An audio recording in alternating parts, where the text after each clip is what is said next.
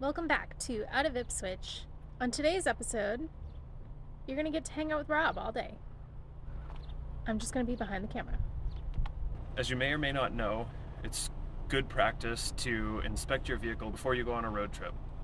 However, when you're living in your van full time, you're always on a road trip, and you may forget to inspect things, which should be done periodically. So I'm going to show you how to do a basic inspection on your van, RV, whatever vehicle you've got. This should apply to most things, although the specifics, the details might be a little different, but this will give you an overall idea of what to look for. In no particular order, the first thing that I'm going to check, because it's very easy, is the tire pressure. This is a great beginner level thing to check. Before you check your tire pressures, you need to know what it is you're expecting to see. So you want to open up your driver's door and look here. There should be a sticker inside the driver's door frame, door jamb, that will tell you your tire sizes, front and rear, and recommended inflation pressures. So in this particular example, our front tires should be 235/65/16s and inflated to 52 psi. Our rear tires should be the same size and inflated to 71 psi. Get yourself a gauge like this or like a pen style, it doesn't really matter. This is what I'm going to be using today because this is what I have. So before I even put the gauge onto the valve stem, I look at the tire. This is a key indicator here. If this bulge is sticking way out, that generally means that the tire is flat. This one looks pretty normal. It's slightly fatter right here where it's resting on the road, but it's not severe, so this is probably good. I just realized this gauge only goes to 60 psi, so I maxed it out because these should be 71 psi. It's important to have the right tools for your application. The first thing I'm going to do is verify that the tire size matches what is on the door sticker. This writing right here tells me the tire size is a 245/75/16, which is not what is on the door sticker. These are wider and taller than the factory size. So these likely want to be inflated less than the recommended pressure because they've got a larger contact area. I'm going to leave the pressure alone in this tire because the wear pattern on this looks good and I don't want to mess with it if it's performing like it should be. If your tire configuration is within the factory specifications, then you can go by the door sticker. However, you need to be aware that the size and the load carrying capacity of the tire are also factors in the equation, and your pressure may want to be different than what's on the door sticker. The fronts are at 46 psi. Now, because we're not going by the factory recommended tire pressure, I'm just going by the bulge here in the tire, which is very slight, as well as the tread wear across the tire. And it looks like it's pretty even. Generally, if the tire is overinflated, the middle section of the tread will be worn more than the outside, and if it's underinflated, then the opposite. The outsides will be worn more than the inside. When I'm looking at the tire tread, I'm also looking at how it's worn, and if I slide my hands this way, the tread sort of catches on my hand, only on this outside. And I don't know if the camera can see, but right here there's like a little step up, and right here there's a little step up, and that's what's catching. But if I go this way, it feels much smoother. This type of wear generally indicates that there may be a slight alignment issue.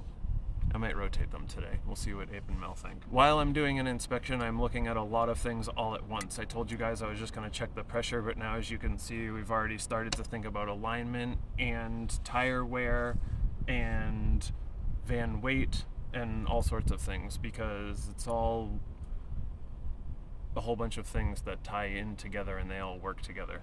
This is the driver's side front tire, which also has the same wear as the passenger side front. It's very sticky in this direction, but it feels smooth in this direction. On this one, it's doing it on the inside edge as well. I don't know if you guys can hear it. Both of the rear tires indicate good wear. They're nice and smooth both directions. The tread depth is good all the way around, so I think that it would be best to rotate the tires on this van and seek an alignment in the future, but it's not urgent. Don't forget to check your spare tire too. So in this van, the spare tire is located here all the way in the back underneath the floor of the van. It's a little tricky to get to, but whatever you're driving, make sure you know how to get the spare out and installed in case you ever get a flat. First thing that I'm looking at, because I know that these tires are a non-factory size, is the size of the spare, and this is a 235/65/16, which is the factory recommended size, which is different from the rest of them. So this spare would actually be useless in the event of a flat. But I'm going to check the pressure in it anyways to make sure that it's holding air, and I'm going to recommend to replace this spare tire with one that matches the same size as the rest of the tires. It's full of air, so that's good. A good money-saving tip is to rotate the spare into rotation with the rest of the tires. Every time you rotate the tires, move all 5 so that you get to use the spare tire, and that will prolong the life of the rest of your tires by 20%.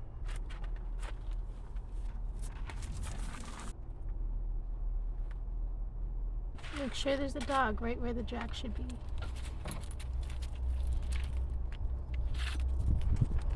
I hope you guys are ready because it's about to get a little bit more advanced. So I've got the factory jack here in position underneath the rear axle. Make sure that you take some time to learn where your recommended jack points are and where it's safe to jack from, and always try to do it on flat, level ground that's relatively smooth and relatively solid.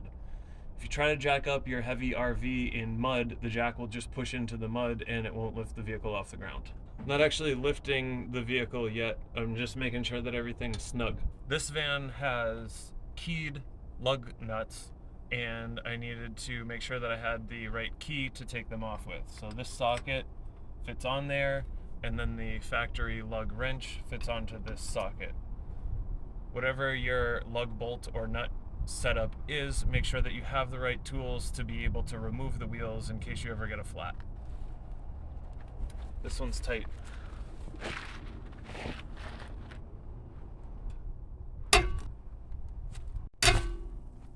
So I just like to jack it up high enough to be off the ground like this. And since I don't have a jack stand handy, we don't travel with one, I'm not gonna get underneath once this wheel is off, because if the jack were to fail, there'd be nothing holding this van from crushing me. I actually hate these things, so I'm going to use an impact gun because I'm that lazy. Here's a little trick on the last one. Put your foot right here so that the wheel doesn't tip out while you're trying to take it off. So now we're ready to take a look at the brakes. First thing I usually look at is this surface of the rotor here. I like to feel it like this, and what I'm trying to get a feel for is just kind of like the texture of the rotor. Are there a lot of ridges, or is it fairly smooth? So this rotor has a little bit of ridges, but more importantly, or more notably, it has a really big ridge right here on the outside edge where I can hook my thumbnail like this. But the true test of these rotors, which I'm not going to do because I don't have the right equipment and most people don't, you have to measure the thickness to determine if there's enough life left in the rotor. But overall, this looks good. It's not cracked. There's no severe damage. There is some wear on this, as indicated by this ridge here. But I'm going to take a look at the pads next. So you want to check in here at the remaining friction material on each brake pad. Make sure that these look to be about even and that there's some good thickness here. These have almost a finger's width, so probably 3/8 to a 1/2 inch of material left on both of these. Plenty of life left there. As far as I can see without disassembling it, they appear to be wearing pretty evenly. Wear seems to be pretty flat. Everything's nice and parallel, so that's a good indicator for the bearings inside this rotating assembly. Anytime I've got a wheel off like this, it's a great opportunity to just do kind of a visual inspection of everything. Nothing's obviously broken or missing or just looking weird. Here I can see that the leaf springs are intact, they're not broken anywhere. The U-bolts that hold them to the axle are intact and they appear to be tight. The airbags have some pressure in them. This air line doesn't look like it's chafing on anything. The shock absorber is not leaking oil. All of the brake lines are dry and they're not leaking any fluid. The exhaust is intact and hanging where it's supposed to be. Nothing is touching the exhaust that might get burned. So I'm gonna put this wheel back on and we'll move to the next one. Here we are in the front of the van and I've got the wheel off, as you can see. There's a little bit more stuff going on up here, so I spend a little bit more time in the front just doing a visual inspection of things. Brake line's pretty much the same. I'm checking for any signs of wetness. I like to grab the wheel or the rotor or the hub, in this case the hub, and try to wiggle it up and down like this. If there's any play there, that would indicate that the wheel bearing is starting to wear out, but this one's very tight. There's no play at all. And I like to grab the whole steering assembly and wiggle it like this. And the only play that I feel is in the caliper. However, if there was movement there, it might indicate a worn tie rod or ball joint or something in that movement assembly. Generally, the metal parts don't wear out. Things like this shock tube or this frame rail or this control arm or this tie rod. Things like that don't generally wear out, so I usually look for the soft bits, like this rubber bushing here. You can see there's a very slight amount of dry rot. This rubber boot here on the steering rack looks fine, no tears. I like to check these little boots on the caliper slide pins, make sure that they look like the rubber's healthy and there's not a bunch of stuff oozing out. I like to check all of the boots on all of the ball joints. So here on the sway bar end links, there's a boot at the bottom here, and there's a boot at the top. There's a ball joint down here. I like to check the forward control arm bushings. I'm also looking beyond and into the engine bay area because I can see the bottom. I can see the transmission pan, which looks dry. There's no leaks there. I can see some power steering or refrigerant lines. I'm not quite sure, but they look dry. I can see coolant lines, I can see the oil filter, everything looks dry, so there's no leaks there, which is a good sign. Of course, I'm also checking the brake pads here. That was the main goal up here, and the brake pads look great. I'm also looking at wiring and hoses for miscellaneous things. The windshield washer reservoir is right here. There's some wiring for a wheel speed sensor up here. I can see part of the exhaust. Everything looks good. I'm just kind of doing like a visual, and it takes time to develop what good looks like, but if you periodically look at your vehicle, you'll know when something looks different. Okay, so the next thing you want to do is to look under your hood. Sometimes you've got a check engine light on, and what that means is you just need to check that there's an engine, and then the light will be satisfied. That was a joke. There's lots of things to check under here, so depending on your skill level and your comfort level and your familiarity, you can do some of these things or all of these things. First thing that you'll find here is your coolant. You want to see that there's definitely fluid in there. See the waves? And then the outside of this reservoir should have a max and min level indicated. It's not printed on it, it's like cast into it or molded into it. But we're just below the level. Sometimes you gotta shake it to be able to see the waves. Are we below it? Sometimes it's hard to tell.